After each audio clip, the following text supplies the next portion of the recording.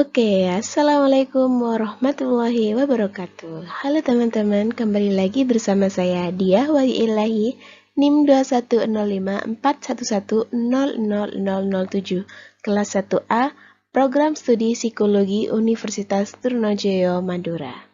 Kali ini, saya akan membahas tentang macam-macam ideologi.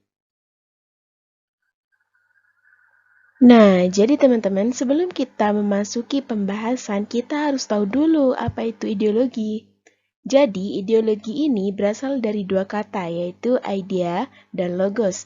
Idea dapat diartikan sebagai gagasan, konsep, pengertian dasar, ide-ide dasar, dan cita-cita. Sedangkan logos dapat diartikan sebagai ilmu.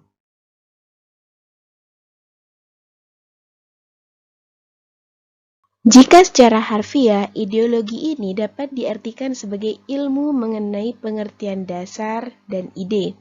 Jadi, dapat kita simpulkan dari pengertian di atas bahwa ideologi adalah kumpulan gagasan, ide, keyakinan, dan kepercayaan yang menyeluruh dan sistematis, yang menyangkut serta mengatur tingkah laku sekelompok manusia tertentu dalam berbagai bidang kehidupan.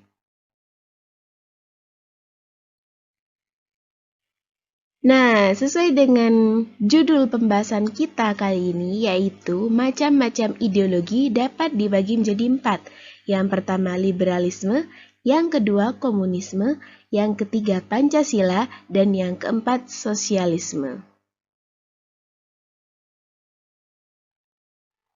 Oke, tak usah berlama-lama lagi, kita akan memasuki pembahasan tentang liberalisme. Nah, jadi kita harus tahu nih apa yang dimaksud liberalisme. Jadi, liberalisme adalah suatu paham dan tradisi politik yang mengusung kebebasan dan persamaan hak bagi setiap individu di dalam masyarakat. Jadi dapat dimaksudkan bahwa suatu negara dan pemerintahannya tersebut harus menghormati serta melindungi kebebasan dan hak setiap warganya dalam berbagai aspek kehidupan manusia. Namun, walaupun paham ini mengusung kebebasan individu, kebebasan tersebut bukanlah kebebasan tanpa batas, tapi terdapat keteraturan dan harus dapat dipertanggungjawabkan ya. Selanjutnya kita akan memasuki ke dalam sejarah liberalisme. Jadi awal kemunculan paham liberalisme ini karena peristiwa revolusi Prancis yang terjadi pada abad 18 silam. Jadi peristiwa itu disebabkan oleh kepincangan sistem dan kesenjangan sosial di masyarakat yang sangat mencolok. Pada masa itu, di negara Prancis masih terdapat penggolongan terhadap masyarakat, seperti di mana golongan tertentu mendapatkan keistimewaan yang tidak mungkin didapatkan oleh golongan yang lain, seperti juga kenyamanan yang hanya didapatkan oleh mereka dari kerajaan dan pemuka agama. Sedangkan masyarakat kaya dan miskin harus patuh pada masyarakat dari golongan istimewa tersebut. Jadi tentunya masyarakat dari golongan tanpa hak menuntut kemerdekaan dan kebebasan mereka dong. Pada puncaknya, yaitu tahun 1789, terjadilah revolusi yang kemudian menjadi awal terbentuknya golongan liberal. Liberalisme ini kemudian menyebar luas ke berbagai negara, di Eropa tentunya, yang kemudian diterima dan mendapatkan dukungan. Oke, kita akan memasuki ke dalam ciri-ciri ideologi liberalisme. Yang pertama, ada setiap individu punya kesempatan sama. Jadi, salah satu nilai pokok di dalam liberalisme ini adalah setiap individu memiliki kesempatan yang sama. Namun, bukan berarti setiap orang bisa memberikan hasil yang sama ya. Persamaan hak dan kesempatan merupakan hal yang mutlak di dalam ideologi. Sedangkan hasilnya nanti akan diperoleh setiap individu tergantung pada banyak faktor, misalnya keterampilan, kerja keras, sumber daya, dan lain sebagainya. Lalu yang kedua, berhak mendapat perlakuan yang sama. Nah, ini mengacu pada poin yang pertama tadi ya. Jadi, Penyelesaian setiap masalah yang dihadapi individu akan mendapatkan perlakuan yang sama juga, baik itu di bidang ekonomi, politik, sosial, dan lainnya. Lalu yang ketiga, ada hukum dan hukum diterapkan. Di dalam setiap negara harus ada hukum di dalamnya yang bertujuan untuk melindungi dan menjaga hak masyarakatnya tentunya. Negara liberal menetapkan patokan hukum tertinggi yang menghargai hak kebebasan dan persamaan kedudukan setiap individu di dalam hukum. Yang keempat, pemerintah ditentukan dengan persetujuan. Di negara liberal ini, kekuasaan tertinggi ada di tangan rakyat, sehingga penentuan pihak yang akan menjalankan negara tersebut harus mendapat persetujuan dari rakyat. Maksudnya, pemerintah harus bertindak sesuai kehendak rakyat dan tidak boleh bertindak atas keinginan sendiri.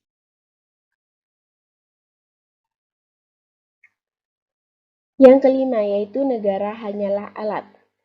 Jadi, negara yang menganut paham liberalisme itu menganggap bahwa suatu negara adalah mekanisme yang dipakai dalam perwujudan tujuan-tujuan lebih besar. Makanya disebut sebagai negara hanyalah alat. Lalu yang keenam, tidak menerima ajaran dogmatisme. Di sini negara yang menganut paham liberalisme tidak akan menerima ajaran dogmatisme. Apa itu dogmatisme? Dogmatisme adalah ideologi yang memegang kepercayaan dan menentang apapun yang tidak sesuai dengan kepercayaannya. Makanya mereka tidak menerima adanya ajaran dogmatisme. Selain ciri-ciri, liberalisme juga memiliki sifat. Sifatnya yaitu memahami bahwa kebebasan dan nilai politik adalah yang lebih utama dari segalanya. Setiap di dunia ini pasti ada kelebihan dan kekurangan. Begitu juga liberalisme ada kelebihan dan kekurangannya, teman-teman. Kalau kelebihannya itu yang pertama, adanya keinginan dan inisiatif dari masyarakat untuk berkembang menjadi lebih baik. Lalu yang kedua, setiap orang mendapatkan hak dan kebebasan yang sama di dalam bermasyarakat. Lalu yang ketiga, kebebasan individu dalam memilih partai politik tanpa intervensi dari pihak lain. Lalu yang keempat, terjadi persaingan yang positif di dalam masyarakat sehingga semua orang itu ingin menghasilkan produk bermutu tinggi. Lalu selanjutnya, pers memiliki hak dan kebebasan dalam memberikan kritik tajam terhadap pemerintah tentunya, dengan batasan dan etika pers yang berlaku. Dan yang terakhir, munculnya motif mencari keuntungan di masyarakat, sehingga aktivitas ekonomi menjadi lebih efektif dan efisien. Lalu kekurangannya pada paham liberalisme yaitu pertama, pihak-pihak yang memiliki sumber daya cenderung melakukan eksploitasi para pekerja. Apa akibatnya? Sehingga menimbulkan kesenjangan sosial di masyarakat.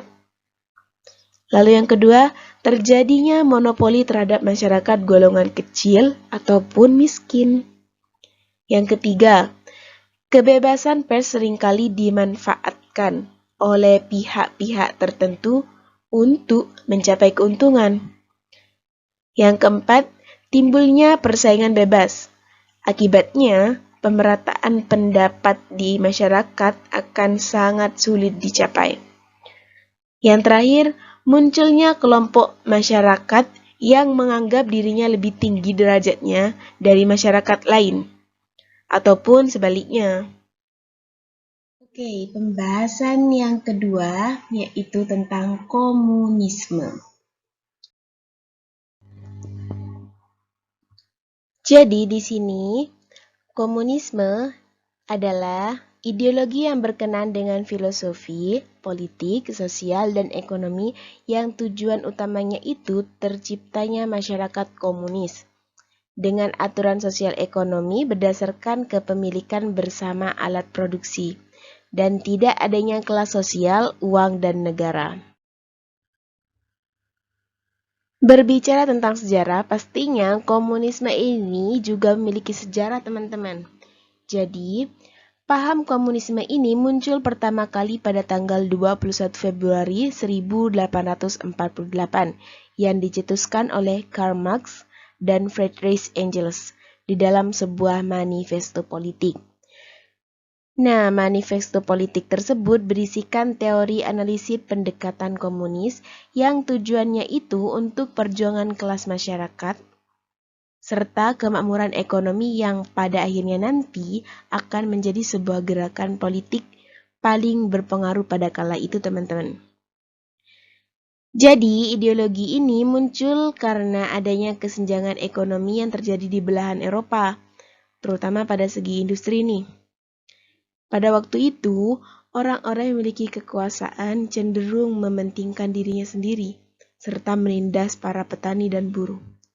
Lalu, muncullah ide dari Karl Marx dengan paham komunismenya. Dia menginginkan kehidupan masyarakat agar lebih adil, tidak mengenal adanya kelas sosial, mengutamakan hak setiap individu, dan tidak bergantung dengan adanya Tuhan.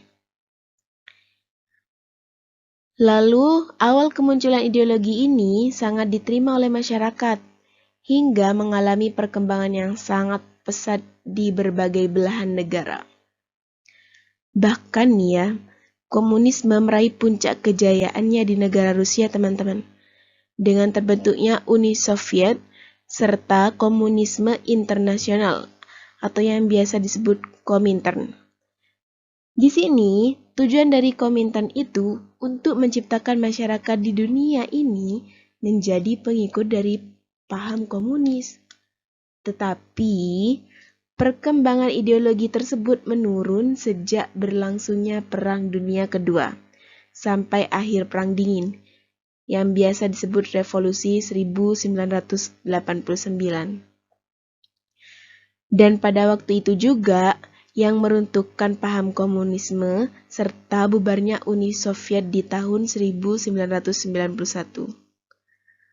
Walaupun paham komunisme ditolak di berbagai negara termasuk Indonesia, paham ini tetap saja digunakan di berbagai negara, teman-teman. Salah satunya yaitu Republik Rakyat Tiongkok, Vietnam, Laos, Kuba, serta Korea Utara.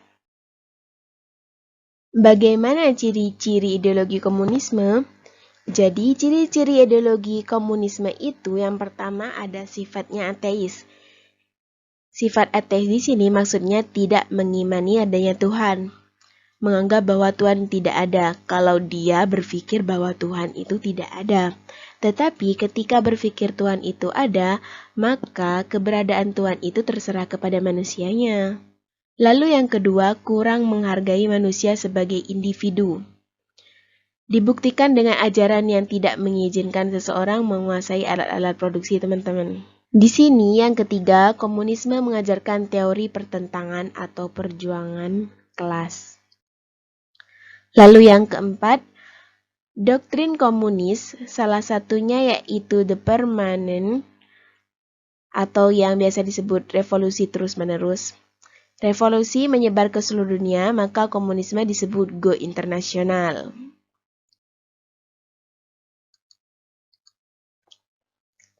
Yang kelima yaitu komunis mempunyai program terwujudnya masyarakat yang makmur, tanpa kelas, dan semua orang itu sama.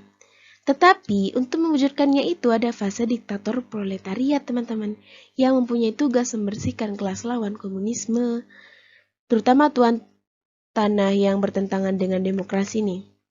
Lalu yang keenam, komunisme menganut sistem politik satu partai, yaitu Partai Komunis tentunya. Sehingga bisa dibilang negara komunis ini tidak ada partai oposisi. Atau komunisme itu pada dasarnya tidak menghormati hak asasi manusia, teman-teman. Dan yang terakhir, negara dan hukum akan lenyap karena tidak lagi diperlukan.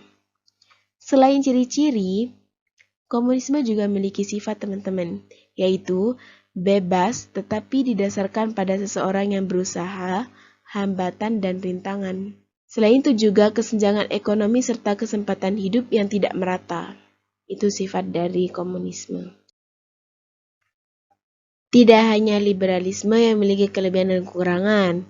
Komunisme juga memiliki kelebihan dan kekurangan. Kalau kelebihannya itu yang pertama, dalam bidang ekonomi. Negara yang menganut paham ini akan cenderung lebih mudah dalam mengendalikan angka pengangguran, inflasi, serta masalah lainnya, sebab pemerintah memiliki kendali penuh. Lalu yang kedua, setiap individu memiliki kedudukan yang sama, sehingga tidak ada pihak yang menganggap dirinya lebih unggul dari yang lain, teman-teman. Dan yang terakhir, jarang sekali terjadi masalah ekonomi seperti krisis ekonomi atau kasus kelaparan, karena pemerintah telah mengatur segala permasalahan yang ada dan masyarakat tinggal mengikutinya. Lalu kekurangannya gimana? Jadi kekurangannya itu yang pertama, berpotensi besar untuk terjadi kasus monopoli yang dilakukan oleh aparat pemerintah yang bisa berdampak merugikan masyarakatnya. Lalu yang kedua, di dalam penerapannya, paham komunisme cenderung tidak menghargai adanya hak asasi manusia, seperti yang saya bilang tadi. Yang ketiga, tidak ada kebebasan individu, karena semua hal yang dilakukan dikendalikan penuh oleh pemerintah. Yang keempat, menurunkan atau menghilangkan motivasi individu untuk menjadi pribadi yang lebih baik. Sebab, mereka tidak dapat mempunyai usaha sendiri. Sekeras apapun usahanya, maka kedudukannya juga akan tetap sama dengan yang lain. Yang terakhir, tidak terdapat kepercayaan adanya Tuhan, yang menjadi salah satu harapan si pembawa komunisme pertama kali, yakni Karl Marx. Nah, pembahasan yang pertama dan yang kedua sudah. Sekarang kita lanjutkan ke pembahasan yang ketiga, yaitu Pancasila.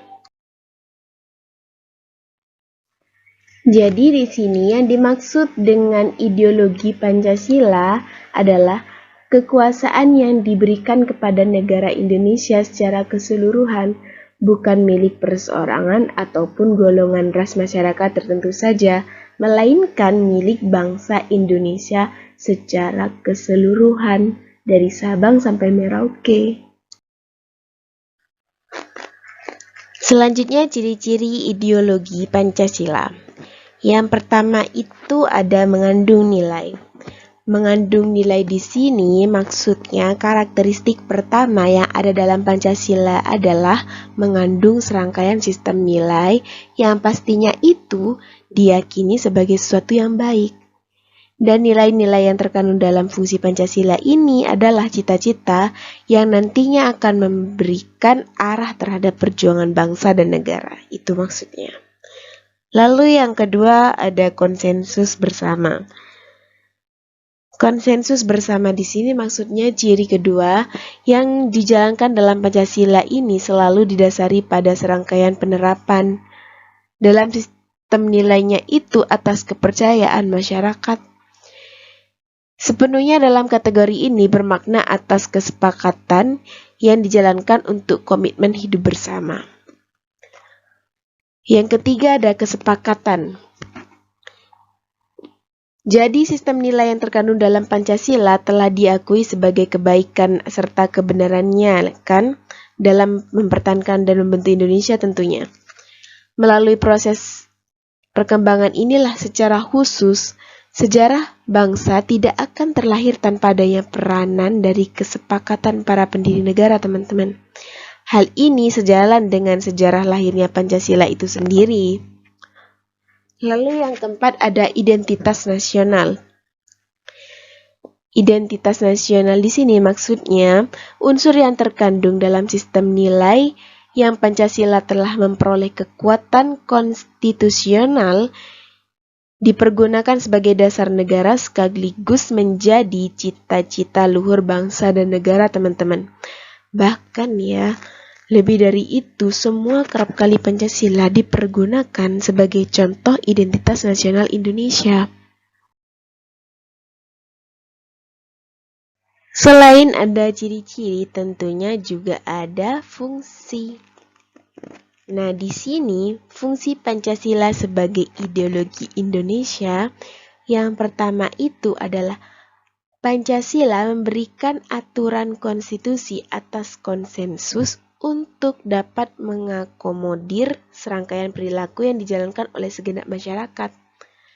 Yang kedua itu, Pancasila dijadikan sebagai pokok dalam menjalankan kehidupan sehingga mampu menjadi solidaritas sosial yang ada di Indonesia ini.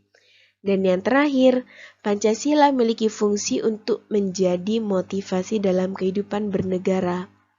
Sehingga konsep sederhananya, akibat kondisi inilah seseorang bertindak tidak secara individual untuk mewujudkan cita-cita yang diharapkan. Ciri-ciri ada, fungsi ada. Selanjutnya juga ada sifat. Sifat ideologi Pancasila itu ada dua. Yang pertama sebagai ideologi terbuka dan yang kedua sebagai ideologi secara nasional. Selanjutnya yaitu pembahasan yang terakhir, yaitu tentang sosialisme. Di sini, sosialisme itu dapat diartikan sebagai sebuah ideologi yang mengutamakan kepentingan bersama dalam persamaan, serta kesamaan dalam menjalani kehidupan demi terwujudnya kerukunan dan kemakmuran rakyat.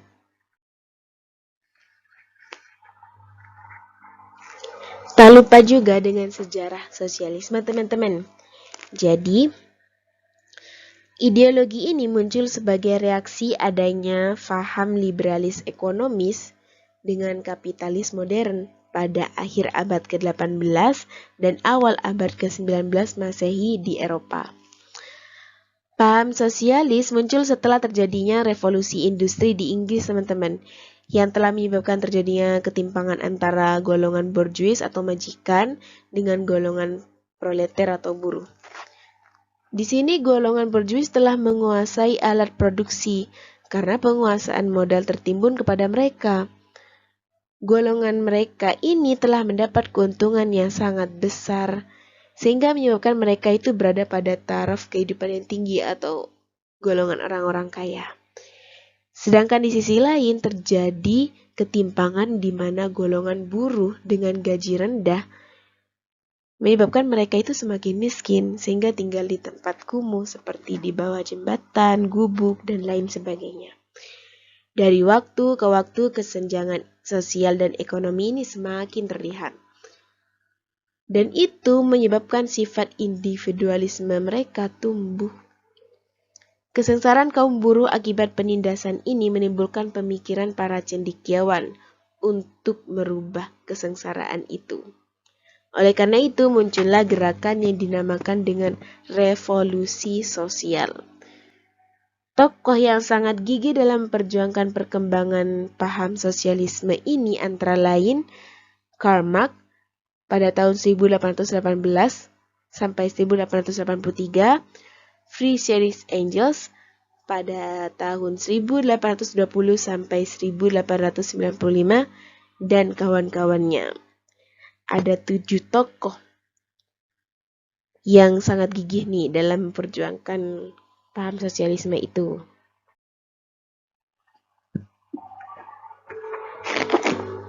Jadi di sini pengaruh ideologi sosialisme itu sampai mencakup ranah internasional, teman-teman. Jadi tidak hanya negara barat seperti negara di Eropa Barat Laut dan Tengah, yaitu Inggris dan Skandinavia, Amerika Utara, Australia dan Selandia Baru, tetapi juga berkembang di negara lain, teman-teman, seperti Rusia, Cina, Cekoslovakia, Hongaria, Bulgaria, Polandia, Jerman Timur, Romania, Yugoslavia, Albania, dan Kuba. Nah, untuk negara berkembang, paham sosialisme ini dianut oleh beberapa negara nih, seperti India, Afrika, Israel, Uruguay, Mesir, Aljazair, dan Birma. Sementara itu, di masa pasca kemerdekaan, negara Islam yang memakai paham ini adalah Mesir, Irak, Syriah, Palestina, Yordania, Tunisia, dan lain sebagainya. Tetapi setelah usainya Perang Dingin, maka paham ini banyak ditinggalkan dan mengalami modifikasi. Selanjutnya kita akan membahas tentang ciri-ciri ideologi sosialisme. Yang pertama yaitu tidak mengenal kelas antara yang kaya dan miskin. Maksudnya di sini paham sosialisme itu tidak mengenal adanya kelas antara yang kaya maupun yang miskin. Sehingga tidak ada yang disebut majikan maupun buruh itu karena semua memiliki kesamaan dalam hak. Lalu yang kedua, menciptakan masyarakat saling bekerja sama. Jadi di sini, paham sosialisme itu menciptakan masyarakat yang dapat saling bekerja sama dan memupuk solidaritas dengan hak yang sama juga. Yang ketiga, hak kepemilikan atas alat-alat produksi milik pribadi akan diakui secara terbatas. Lalu yang keempat, sosialisme memiliki prinsip-prinsip kesederajatan dan pemerataan bagi rakyat.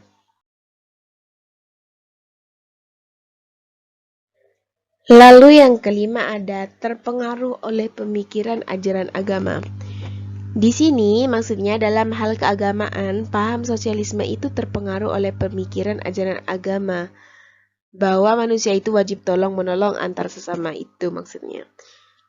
Yang keenam, damai dan demokratis.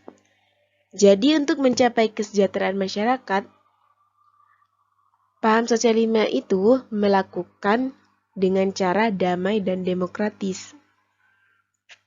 Yang ketujuh, dalam hal politik. Paham ini beranggapan bahwa adanya negara sangat diperlukan untuk membina dan mengkoordinir kebersamaan masyarakat, teman-teman. Yang kedelapan, paham sosialisme ini menolak kapitalisme dan menghapuskannya dengan cara kaum buruh bersatu untuk memperjuangkannya. Selain itu, paham komunisme juga menolak kebebasan penuh karena cenderung berpihak kepada kepentingan hak milik. Selain ciri-ciri, tentunya juga ada sifat, teman-teman.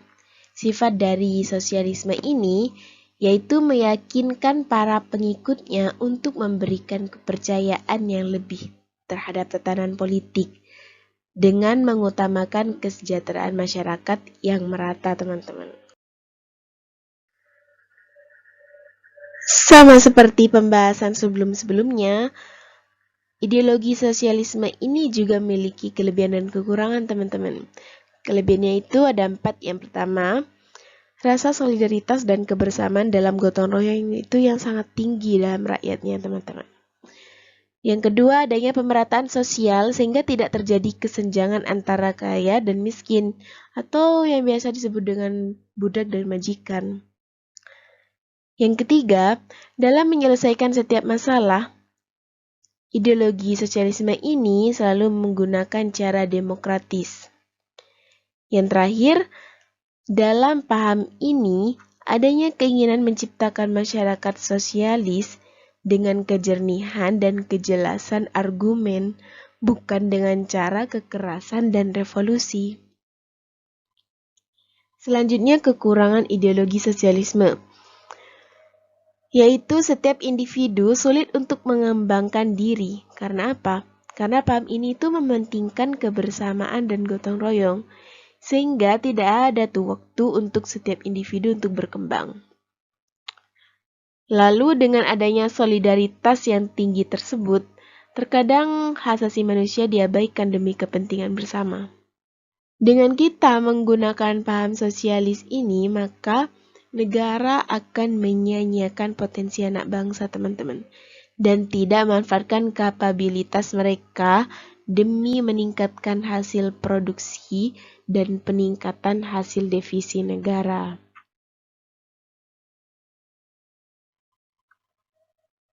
Oke, jadi seperti itulah penjelasan tentang macam-macam ideologi yang ada 4. Yang pertama liberalisme, yang kedua komunisme, yang ketiga Pancasila, dan yang terakhir yaitu sosialisme. Semoga bermanfaat. Apabila ada salah kata yang kurang berkenan di hati, saya mohon maaf. Terima kasih. Wassalamualaikum warahmatullahi wabarakatuh. Bye-bye.